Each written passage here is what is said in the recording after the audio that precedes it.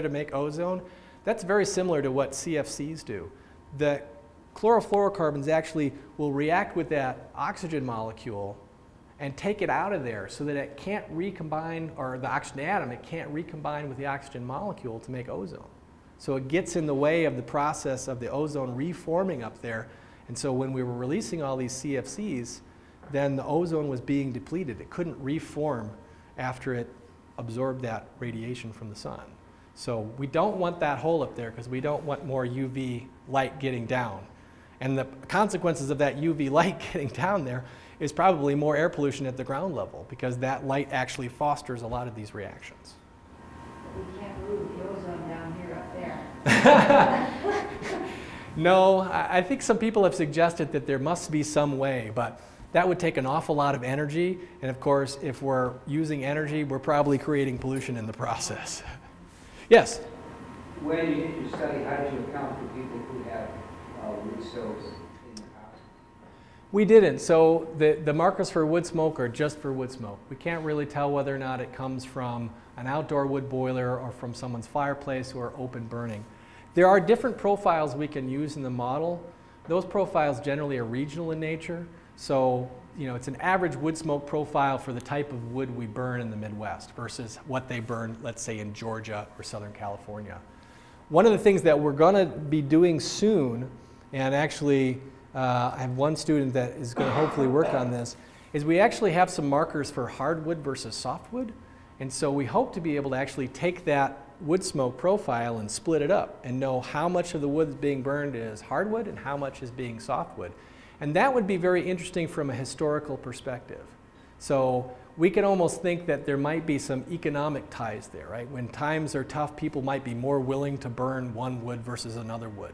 Or if there's some environmental issue where, let's say, we got a lot of oak that dies of oak wilt, and so a lot more oak is being burned. So I can see some interesting things with that, but we can't differentiate between different types of wood burning appliances. If it's old wood or like 5 or 6 years old and very dry out, is that worse than? That's actually better. Yeah. That's better. So one of the things that we were trying to do through this study was foster an educational effort about what are good burning practices. So some problems with wood burners are people tend to get up in the morning and shove wood in the firebox. They tend to shove wood in the firebox when they go to bed at night. And so the kind of combustion you get, the kind of burning you get when it's full of wood and doesn't have much air is really poor combustion. So we saw that poor combustion can produce a lot more particulates and carbon monoxide. So what we try to tell people is that you got to stage feeding your burner. You can't just shove it full of stuff. Wet wood also doesn't burn very well. So the drier your wood is, the better off you are. It's more efficient, you get more heat out of it, and you get better combustion, so you produce less pollution. So we try to get that information out there as well. Yeah? I've lived in the country for quite a long time, and I've seen the increase in these outdoor wood boilers a lot. And a lot of these people are burning green wood, where they wouldn't have done that when they had their wood burner in the basement or in the dining room or wherever because they were afraid of chimney fires. They not only are burning green wood, they're burning their garbage. Right, and that is, so the DNR doesn't have any rules about wood burning appliances, but they do have a rule about burning garbage. And so you cannot burn your garbage. Burning garbage is very dangerous. How do you prove that someone's doing that? That's a really good question, and that's a difficult thing to do. It's a very difficult thing to do. And, you know, the DNR, frankly, doesn't have the staff to try to pursue each one of those things. So, yeah, it's tough. People are out there burning railroad ties, which that's definitely not a good thing. So some of these fireboxes are so big that, and we actually saw that. There was a business that we drove past that had a wood burner, and I don't remember, it's a manufactured home business or something, and the black oily smoke that was coming out of there was something to behold. And when we kind of peered around the corner there in their parking lot, there was a stack of, you know, treated lumber or, you know, something that they were burning. So that's really difficult. Now, right now, what's going on with the EPA right now, every once in a while, the EPA comes up with called a New Source Performance Standard, or NSPS. Okay? The CARE standards for automobiles are an example of a new source performance standard. So the efficiency with which that thing operates and the amount of pollution it emits. And so right now, I was just at a conference last fall where they're trying to wrestle with what the NSPS should be for wood-fired appliances. And there's a lot of folks in industry that actually are on board with trying to make sure that these things burn as cleanly as possible, because they want to sell a lot of them, and they know that if we get a high concentration of them in places, then air quality is bad and they get a bad rap. For instance, right now in Anchorage, Alaska, the design value, or the values like I showed in the state of Wisconsin for a 24-hour average for PM 2.5 are at 60 micrograms per cubic meter. The standard is 35, they're at 60 because people are burning so much wood. The same thing is true of Missoula, Montana, and Helena. They're having terrible problems, and it's all due to wood smoke. And so a lot of these manufacturers actually are working really hard to try to find control technology, to try to find aftermarket technology, to try to control some of this stuff, because they know that this is actually giving them a bit of a bad rap. So that's the problem, right? In air pollution, it's always about, we see the big source. So when I was on the radio the other day with Judge Finn, he asked about the power plant up there in Wausau, right? That white smoke plume that comes out of there, right? And that's mostly steam. Sure, there's stuff that comes out of there, but it's mostly steam. It's real easy to look at that and say they're the problem. It's also easy to regulate that because they can't run and hide. But regulating personal behavior, it's a nightmare, and there's no political will for it, right? And it's a difficult thing to do. So, I wish I had an answer in my back pocket, to say, here's how you tell whether or not they're burning garbage. I mean, we could probably figure it out, but would it be worth, figuring that out? I'm not sure. I'm not sure. Yes? Speaking of the plant up in Weston, so coal burning pollution compared to wood burning, what's the comparison? Well, so there's two answers to that question. So in order to burn coal at a power plant, you have to get a permit from the DNR, which means that you have to have control technology in your plant. So that plant has modern pollution control technology that reduces the amount of nitrogen oxides and sulfur oxides, reduces the amount of particulates that come out, reduces the amount of carbon monoxide and other things that come out of the plant. A wood burner has absolutely no regulation on it whatsoever.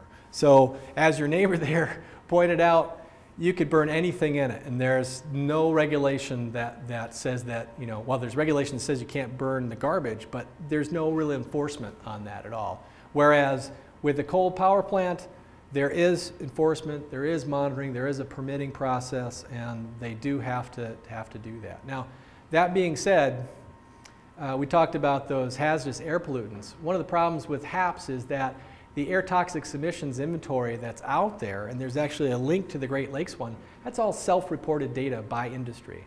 So you have to kind of take it a little bit with a grain of salt. I spent a number of years looking at mercury in Southern California, and some of those sources kind of play peekaboo in there. It's hard to find out because they change names and they get bought and sold. But I'd say in general, the power plant is controlled, right? And so, but at the same time, it's a big source, right? So it produces tons of pollution every year versus the wood burner that doesn't produce as much pollution but is completely unregulated, and we can't control who burns what in their wood burner. What if you were a responsible wood burner? Is what, If you're a responsible wood burner, I would say if you're really responsible, if your stack is high enough, that's one big issue. If it's set back from your property line, then, and if your neighbors are happy, then I don't see any problem with it. And like I said, this study, and I'm not here to say that wood burning is bad. And I understand why people burn wood. It's somewhat of a renewable energy source, and people are having a hard time these days paying bills, and so it is, a good source of fuel for a lot of folks. If you're responsible about it, I think there are ways that you can reduce the pollution that comes out of there. And there are more and more products going on the market right now in which the amount of pollution that's being emitted from these new wood burners is pretty low. It's pretty low, and it's pretty impressive. Are you talking about pellet stoves? No, pellet stoves are actually a different class than what we're talking about, these outdoor wood boilers where you would actually put cord wood into. But pellet stoves actually run pretty clean as well. So there's actually a guy in Maine right now has a business that he's importing some technology from Europe. And he hopes to make pellet stoves a lot like oil stoves in the fact that a truck will pull up to your house and it will deliver pellets into a big tank in your basement, and there will be an automatic feed from the pellets into your furnace. Okay? And they have to do all kinds of special stuff to make sure that those trucks and where they store it is explosion proof, because you get a lot of wood dust and that can be quite explosive. But it's an interesting idea. And in Maine it makes a lot of sense because in the Northeast, wood smoke is everywhere, right? A lot of people burn wood out there. So, but no, we're just talking about, you know, I don't know if there's a lot of pellet stoves in that municipality that I'm aware of. The ones that they were aware of were these outdoor wood boilers and wood furnaces. Is there regulations that when you said these were neighborhoods, you would see them like, I'm assuming you're being more white with bigger lots? Generally, in most municipalities, like within city limits themselves, there are regulations that say you can't have these wood boilers. Out, say, in Grand Rapids, which is kind of a more interspersed area, you know, there's no prohibition against it. The DNR has a model ordinance that municipalities can look at to adopt, and they're basically about stack heights and setback rules. So how far away is that wood boiler from the property line, and how high that stack is. The higher the stack is, the better off you are. And a lot of these things have low stacks, so all of that smoke stays close to the ground, especially on days when it's really cold. And so those are the things that, you know, municipalities are looking at as solutions. And so the health departments, I know the Wood County, I talked to them, they get a lot of complaints every year about wood smoke. And that's one of the reasons why they were interested in the studies. They kind of wanted to know some numbers to go along with that. You know, what kind of numbers are these people being exposed to? We know we can smell it and they know they can see it, but what are the numbers in light of what we know to be an issue as far as the concentrations?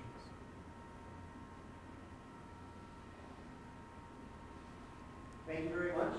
You're welcome. Thank you all for coming.